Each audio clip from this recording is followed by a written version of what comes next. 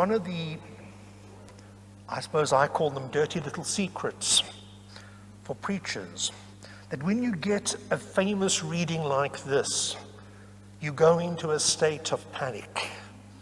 Because you go, what am I going to say? What they haven't heard before?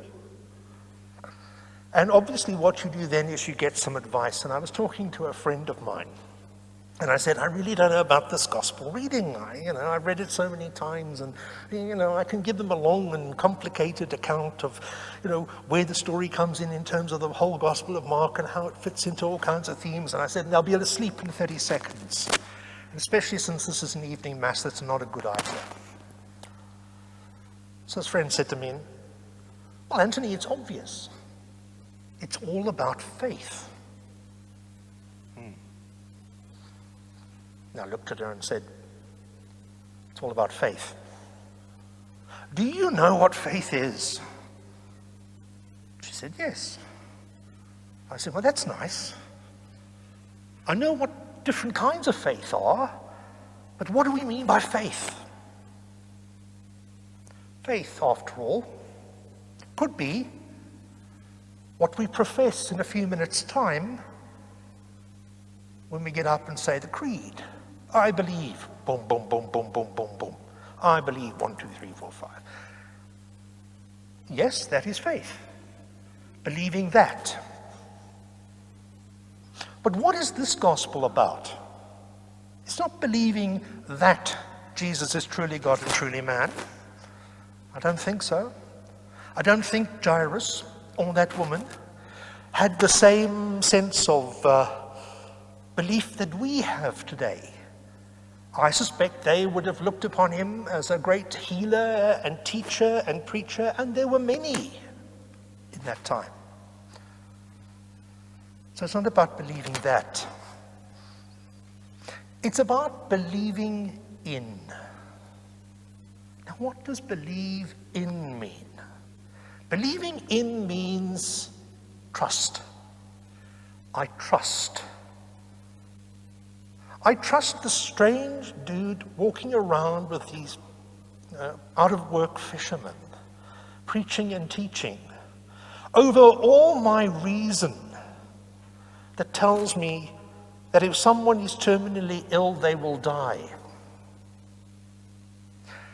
Over all my knowledge that I've picked up because I've been to every blasted doctor in the neighborhood, and they can't cure me.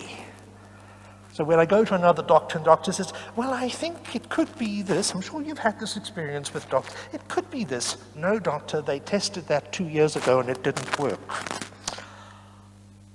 In the end, what does believe in mean? It means basically throwing aside all your doubts. The older we get, the more doubts we get, I believe. And just simply saying, to hang with it, that is what I am going to stake my life on.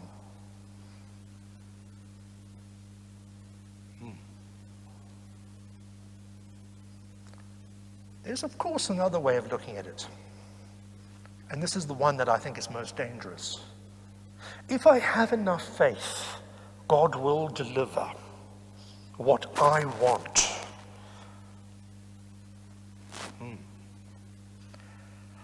I'm sure many of you know, or some of you have even been to Lourdes, the great Marian apparition in the south of France. Probably, I think it was 1853 or 1858, thereabouts, where this girl, Bernadette, had this vision of Mary. And people who went to Lourdes were cured. No, stop. Delete that word. We think in computers nowadays, so we always backtrack and delete. Healed. According to the official records of Lourdes that the church keeps, over millions of people have been to Lourdes. 50, 100 people in all of those. Through careful scientific examination and having looked at all other possible answers, Doctors appointed by the church, doctors appointed for their skepticism, have said, we don't know. It doesn't seem to make sense. That's a miracle. That's what we see in the gospel today, these two characters. That doesn't happen often. But ask anyone who's been to Lourdes. They go with their complaint, with their illness. They come back with the same illness. And yet you ask them, how are you? I feel healed. Why? Because I place myself in the presence of God. I place myself, literally I throw myself at the feet of Christ. Because I have nothing else that I can do. That is the great act of faith, which means trust, which means believing in, despite all the evidence, despite all the kind of questions and queries that we face in our lives, despite all our doubts in the details of the that. There have been times in my life where I could probably get to about line 2 of the creed. And then I start to choke, because I've really had reached that point in my life where I didn't believe a thing, or pretty much nothing. Yeah, there must be some kind of creator of the universe. So what? The only way through that, and I think we all go through this, if you haven't, you will. Sorry, I think it happens. Is to simply say, I have no idea where I'm going. I'm just going to follow. The sheer act of trust. We're living in tough times, very tough times. Maybe this is going to be the most difficult times for most of us in our lives, where things outside are impacting us left, right, and center. We have to wear these stupid things. I mean, I was just talking to people about how I can't wear glasses because my glasses messed up, and then I walk around like I'm half blind. I'm actually less blind when I've got my glasses off. Weird. We've all lost people. We've all worried about people who've been sick. We lost Tabo last week.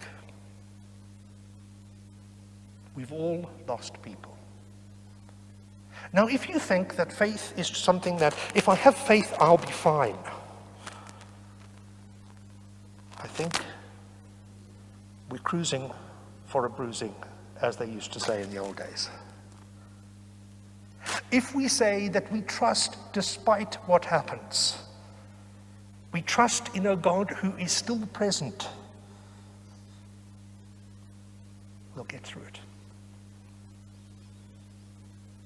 And by the way, by holding on,